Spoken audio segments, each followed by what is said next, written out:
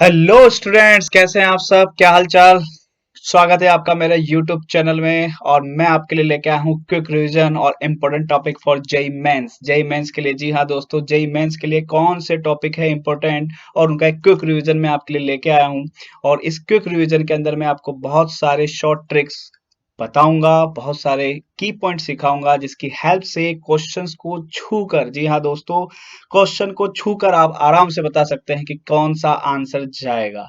और हमारा जो स्कोर है हम उसको बहुत बहुत ज्यादा इंप्रूव कर सकते हैं। ठीक है, तो मेरा नाम है प्रियंक जोशी, जैसा मैंने आपको कहा, और बच्चे प्यार से मुझे पीजे सर बुलाते हैं। और चलिए, सेशन को आगे बढ़ाने से पहले मेरे बारे में थोड़ी सी बातचीत कर लेते हैं। बच्चे, मेरा नाम है प्रियंक जोशी, जैसा कि मैंने अभी अभी आपसे कहा, और बच्चे प्यार से मुझे पीजे सर बुलाते हैं। कौन सा सर? पीजे सर। और पिछले 10 सालों से मैं कोटा में रहकर जेई मेन और एडवांस के लिए बच्चों को पढ़ा रहा हूँ, senior faculty in organic chemistry. इससे पहले एलन केयर इंस्टीट्यूट में कोटा में एज अ सीनियर फैकल्टी रहा हूँ। राइट नाउ मैं अभी न्यूक्लियस एजुकेशन कोटा में एज अ सीनियर फैकल्टी पढ़ा रहा हूँ। अभी चलो बात करते हैं कुछ इंपॉर्टेंट टॉपिक्स की जिसके बारे में हमको इस सेशन में डिस्कस करना है। कौन कौन से ऐसे इंपॉर्टेंट टॉपिक हैं जो हमारे कैरियर में, जो हमारे एग्जाम में हमें आगे से आगे बहुत ज्यादा हेल्प करेंगे। तो चलो बात करते हैं। पहला आता है बच्चे केमिकल बॉन्डिंग। कौन सा बॉन्डिंग? Chemical bonding. अब इस केमिकल बॉन्डिंग की अगर हम बात करें, केमिकल बॉन्डिंग के अंदर अगर हम बात करें, तो केमिकल बॉन्डिंग बहुत बहुत ज्यादा बड़ा चैप्टर है। और उस चैप्टर में क्या पढ़ना है एग्जाम टाइम पे, मैं ये नहीं बोल रहा हूँ, देखो दोनों चीजें डिफरेंस है। एग्जाम टाइम पे हमारे पास समय कम रहता है, हमें क्विक रिवीजन करना होता है, ज्यादा से ज्यादा हमारा रिवीजन हो कम समय में। तो उसके लिए जो इंपॉर्टेंट टॉपिक है वो इंपॉर्टेंट टॉपिक मैं आपको अभी बता रहा हूँ। तो पहला जो टॉपिक है बेटा वो है इंट्रोडक्शन। इंट्रोडक्शन क्या होता है? सिंपल सा, क्या होता है, बॉन्ड कैसे बनते हैं, कभी कभी यहां से भी क्वेश्चन आ जाता है। सेकंड अगर बात करें तो कोवलेंट बॉन्ड के बारे में बात करते हैं। कोवलेंट बॉन्ड के अंदर आपका लुईस थ्योरी पूरा आ गया है, लुईस ऑक्टेट थ्योरी और कोवलेंट बॉन्ड का फॉर्मेशन। थर्ड अगर हम बात करें तो ये आपका वीबीटी आ जाता है। क्या आ जाता है बच्चों? वीबीटी। वीबीटी से काफी क्वेश्चन आते हैं। हाइब्रिडेशन और ओवरलैपिंग इसी के पार्ट है, ओवरलैपिंग और हाइब्रिडाइजेशन। ठीक है, तो हाइब्रिडेशन हमें पता होना चाहिए, बहुत इजी होता है। अगर आपको नहीं आता है तो अभी इस सेशन में मैं नेक्स्ट जो सेशन लूंगा, लाइव सेशन लूंगा, उसके अंदर ये सारी जो पॉइंट्स मैं यहाँ आपको बता रहा हूँ वो जल्दी से जल्दी आपको कैसे सोल्व करना है, क्वेश्चन में कैसे हेल्प करेगा, क्विक रिवीजन आपका लूंगा। तो आप उसमें बने रहिएगा मेरे साथ।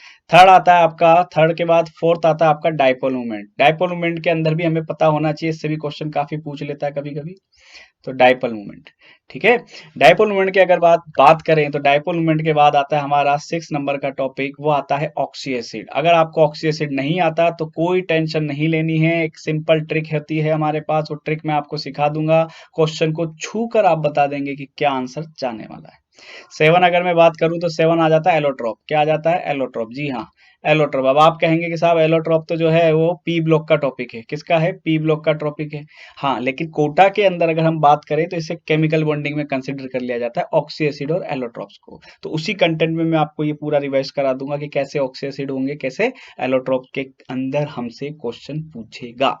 ठीक है, और उसके बाद आ जाता है आपका हाइड्रोजन बॉन्डिंग। ये आपका केमिकल बॉन्डिंग का ओवरव्यू खत्म हुआ। तो ये सारे टॉपिक में आपको क्विक रिवीजन करवा दूंगा। हाइड्रोजन बॉन्डिंग, कौन सा बॉन्डिंग? Hydrogen bonding. ठीक है, हाइड्रोजन बॉन्डिंग के बाद अगर मैं बात करता हूं तो मेरा आता है कोऑर्डिनेशन केमिस्ट्री। बच्चे, क्या आता है? Coordination chemistry. केमिकल बॉन्डिंग से 2 क्वेश्चन आते हैं हर साल, फिक्स है। 2 भी हो सकते हैं, ज्यादा भी हो सकते हैं। उसके बाद आता है आपका कोऑर्डिनेशन केमिस्ट्री। कौन सा केमिस्ट्री? Coordination chemistry. और कोऑर्डिनेशन केमिस्ट्री में बच्चे एक चीज ध्यान रखना हमेशा, कोऑर्डिनेशन केमिस्ट्री अक्सर हम इसको छोड़ देते हैं या ढंग से नहीं पढ़ते तो अननेसेसरी 2 क्वेश्चन का आपका लॉस होता है। 2 क्वेश्चन मतलब 4 और 4 8 नंबर का हमारा लॉस हो जाता है, और वो 8 नंबर का लॉस आपको नहीं करना है। क्वेश्चन फिक्स है, कहां से आएगा ये भी मैं आपको बता रहा हूं, तो ढंग से समझना। पहला होता है इसके अंदर कुछ नहीं पढ़ना, आपको लिगेंड याद होने चाहिए। जनरल समस्या क्या होती है, मुझे लिगेंड पता नहीं होते। तो मैं लिगेंड का एक सेशन लूंगा कोऑर्डिनेशन केमिस्ट्री का, उसके अंदर आपको बताऊंगा कौन से लिगेंड याद करने। ये नहीं कचरा पट्टी दुनिया भर के लिगेंड याद नहीं करने, कुछ सेलेक्टेड है वही याद रखने। बाइडेंटल लिगेंड के अंदर जैसे एसी एसिटाइल एसीटोनेट, ठीक है, डीएमजी, ग्लाई, है ना, ईडीटीए, ईएन, ये एटलीस्ट याद होने चाहिए, आपकी जेएमएस निकल जाएगी, कहीं कोई टेंशन नहीं आएगा। लिगेंड के बाद आता है सेकंड आपका सिनर्जिक बॉन्डिंग। कौन सा बॉन्डिंग? सिनर्जिक। अब समस्या होती है कि सिनर्जिक बॉन्डिंग की फीलिंग नहीं आती हमें। सिनर्जिक बॉन्डिंग पता नहीं होता, इसलिए कई क्वेश्चन जो है हम ऐसे गलत कर देते हैं। तो सिनर्जिक बॉन्डिंग से भी क्वेश्चन आता है, 100% आएगा सिनर्जिक बॉन्डिंग। अब इस सिनर्जिक बॉन्डिंग के अंदर अगर मैं बात करूं तो इसी के साथ छोटे छोटे से टॉपिक होते हैं, इफेक्टिव एटॉमिक नंबर और सिजविक रूल, ये इसी के पार्ट होते हैं।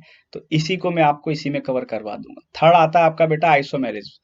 अब आइसोमेरिज्म से नाम सुनते ही चक्कर आते, बेहोश होकर हम गिर पड़ते हैं। क्यों? क्योंकि एक तो हम इसे ढंग से पढ़ते नहीं है, और ढंग से नहीं पढ़ते हैं, तो जब इससे क्वेश्चन आता है तो हमसे कभी भी सॉल्व नहीं होता। तो ये आइसोमेरिज्म में मैं आपको कवर करवा दूंगा। इसके कुछ की पॉइंट है, छू के हाथ घुमा के आप बता सकते हो कौन ऑप्टिकल एक्टिव होगा और कौन ऑप्टिकल एक्टिव नहीं होगा। ठीक है। आइसोमेरिज्म के बाद अगर मैं बात करूं तो अगला पॉइंट जो होता है मेरा, वो आता है आपका बच्चे सीएफटी और वीबीटी। क्या आता है? सीएफटी और वीबीटी।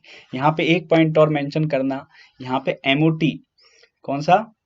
एमओटी से भी क्वेश्चन आते हैं केमिकल बॉन्डिंग में। एमओटी को हम यहाँ पर ऐड कर देते हैं, एमओटी मॉलिक्यूलर ऑर्बिटल थ्योरी। कौन सा थ्योरी? Molecular orbital theory. चलिए, अभी यहाँ क्या है, एक्चुअल में मैंने अभी जो केमिकल बॉन्डिंग यहाँ पे मिक्स किया है बच्चे, वो 11th के हिसाब से किया है। दो केमिकल बॉन्डिंग है जिसे मैं अभी 12th में लेने वाला था केमिकल बॉन्डिंग को, बट आपको कंफ्यूजन नहीं आना चाहिए, ये केमिकल बॉन्डिंग में एमओटी भी आ चुका है। अब आइसोमेरिज्म हो गया, सीएफटी और बीबीटी हो गया। ठीक है। अब केमिकल बॉन्डिंग एडवांस की बात कर लेता हूँ। केमिकल बॉन्डिंग एडवांस लेवल पे जो हम 12th में अक्सर पढ़ते हैं, वो केमिकल बॉन्डिंग, इसके अंदर एडवांस लेवल पे अगर बात करें तो फजांस रूल, जिसे हम कहते हैं ionic bond, Fajans rule, complete Fajans rule. ठीक है।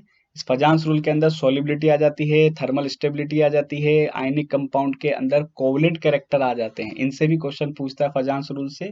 फजांस रूल के बाद आपका आ जाता है सिलिकेट, और सिलिकेट के बाद आ जाता है आपका हाइड्रोलिसिस। ठीक है।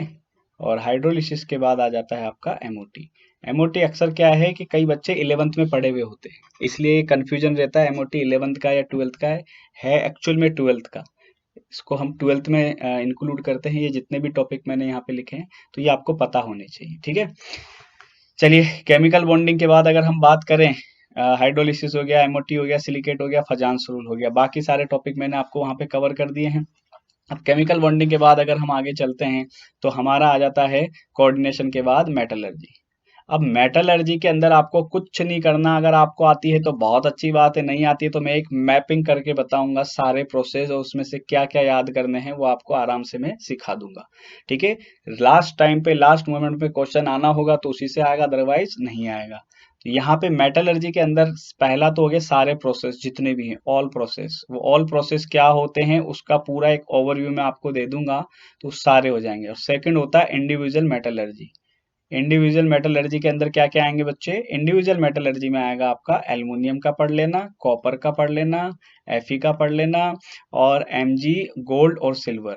गोल्ड और सिल्वर से क्वेश्चन आना ही आना है।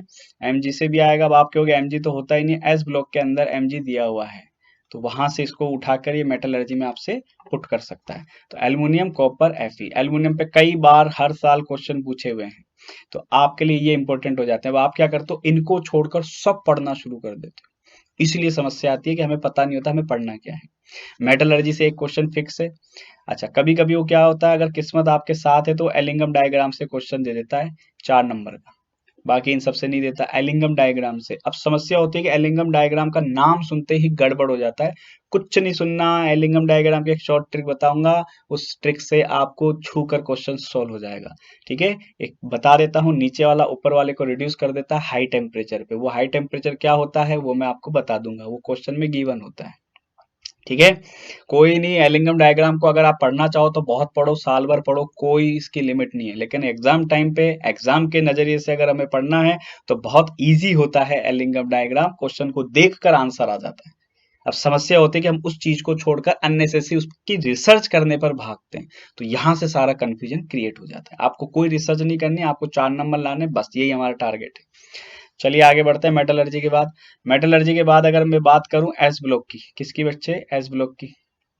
एस ब्लॉक की बात कर ली। एस ब्लॉक के अंदर कुछ नहीं होता, एस ब्लॉक में 3-4 रिएक्शनें पढ़नी होती है आपको, H2 के साथ, O2 के साथ, N2 के साथ, ठीक है, X2 के साथ, और लिक्विड अमोनिया के साथ, बस और कुछ नहीं पढ़ना। और उसके अलावा आपको बेरिलियम का और आपको लिथियम का एनोमलस बिहेवियर पढ़ना होता है, इनसे भी क्वेश्चन पूछता है। ठीक है।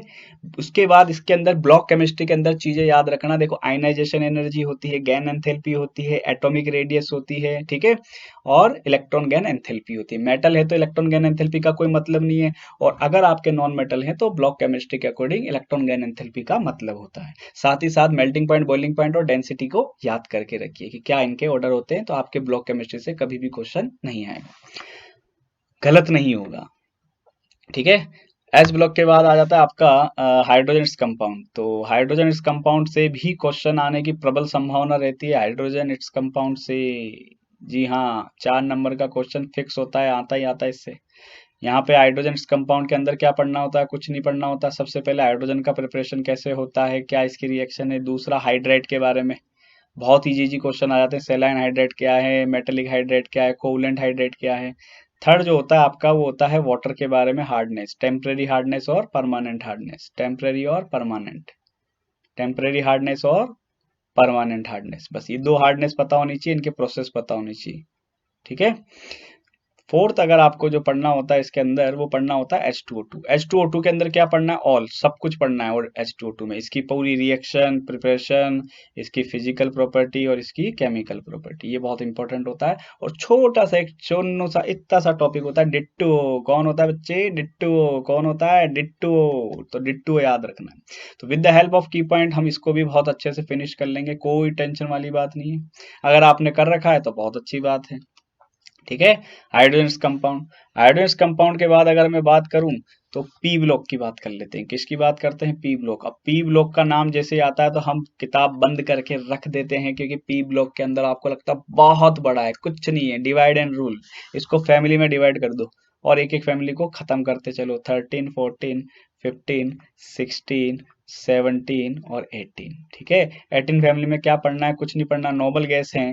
तो जैसे जिनोन है, इसका प्रिपरेशन पढ़ लो कैसे बनती है, XgF2, ठीक है, XgF4 और XgF6, सिर्फ यही पढ़ना होता है, इसके अलावा और कुछ नहीं पढ़ना आपको। इनका हाइड्रोलिसिस पढ़ लो, ठीक है, ज्यादा कुछ नहीं पढ़ना। और इसके अंदर जो नोबल गैसेस होते हैं, नोबल गैसेस के आपको क्या पढ़ने बच्चा, नोबल गैस के आपको पढ़ने इसके अंदर, बोलो, हाइड्रोलिसिस, सॉरी यूजेस, क्या पढ़ना है, हाइड्रोलिसिस तो हो गया ना, यूजेस पढ़ने। 17 ग्रुप के अंदर क्या पढ़ो, इंटर हेलोजन कंपाउंड पढ़ लीजिए, इंटर हेलोजन कंपाउंड को पढ़ लीजिए, ठीक है। इंटर हेलोजन कंपाउंड के बाद अगर मैं बात करूं तो इंटर हेलोजन कंपाउंड में आपको एक तो F2 और Cl2, इंटर हेलोजन कंपाउंड के बाद F2 और Cl2 का प्रिपरेशन आपको पता होना चाहिए।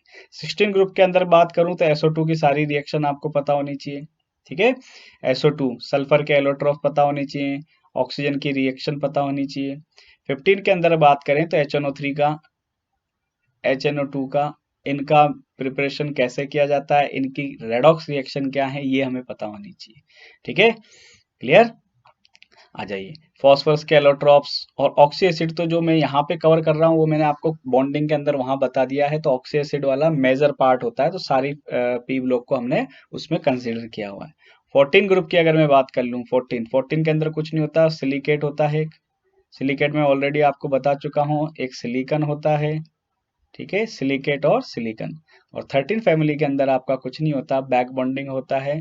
बैक बॉन्डिंग से क्वेश्चन आना ही आना है, बैक बॉन्डिंग होता है, ब्रिज बॉन्डिंग होता है। इसको अगर मैं बात करूं तो कोटा के हिसाब से बात करें तो कोटा कोचिंग में इसको 11th 12th के अंदर आपके उसमें पढ़ा दिया जाता है, किसमें, बोलो, बैक बॉन्डिंग और ब्रिज बॉन्डिंग को पढ़ा देते हैं आपके केमिकल बॉन्डिंग में। तो इनसे क्वेश्चन आना ही आना है, बैक बॉन्डिंग ब्रिज बॉन्डिंग से। तो ये होती है पी ब्लॉक की कंडीशन, ठीक है। चलिए, पी ब्लॉक के बाद अब क्या बनना है, पी ब्लॉक के बाद अगर हम बात करें तो डी एंड एफ ब्लॉक आ जाता है। अब डी एंड एफ ब्लॉक में आते फिर आप कंफ्यूजन होते हो कि क्या क्या पढ़े, कुछ नहीं पढ़ना बच्चे। डी एंड एफ ब्लॉक के अंदर सबसे पहले तो आप प्रॉपर्टी पढ़ लीजिए डी एंड ब्लॉक की, फिजिकल प्रॉपर्टी पढ़ लीजिए, केमिकल प्रॉपर्टी पढ़ लीजिए, ठीक है। फिजिकल केमिकल प्रॉपर्टी हो गया, इसके अंदर आयनाइजेशन एनर्जी के ऑर्डर पढ़ लीजिए, सेकेंड आयनाइजेशन का ऑर्डर पढ़ लीजिए, ठीक है। उसके बाद डी ब्लॉक के बाद अगर मैं बात करूं तो एफ ब्लॉक की, तो एफ ब्लॉक में कुछ नहीं पढ़ना आपको। जो आपकी दो सीरीज होती है, एक होती है लेंथेनाइट सीरीज और एक एक्टिनाइट सीरीज। तो जो लेंथेनाइट सीरीज है, वो लेंथेनाइट सीरीज के अंदर जितने भी लेंथेनॉइड हैं उन लेंथेनॉइड को आप पढ़ लीजिए, ठीक है। उनकी रेडियस पढ़ो सबसे पहले, एक ऐसा ग्राफ दिया होता है, इस तरह से फ्लक्चुएशन आता है दो जगह, ठीक है, इस फ्लक्चुएशन को याद रखिए कि कहाँ पे एक्सेप्शन होता है, और एक इस तरह से एक रेडियस का ग्राफ दिया होता है, ये सब मैं आपको बताऊंगा। इस ग्राफ को ध्यान रखो, लेफ्ट टू राइट जाने पर डिक्रीज होती है। ठीक है, याद करने के तरीके भी मैं आपको बता दूंगा। लेके सर पे नो दिए परमेश्वरी समझाए, यो गढ़ तब दियो हो अब तुम लुटवाए। लेकिन हमें ये सब याद नहीं होती, तो आपके काम की चीज, सीने पर नदिया प्रेम की समाई, यूं गदगद तब तिल हुआ अरे तुम अब लौट आई।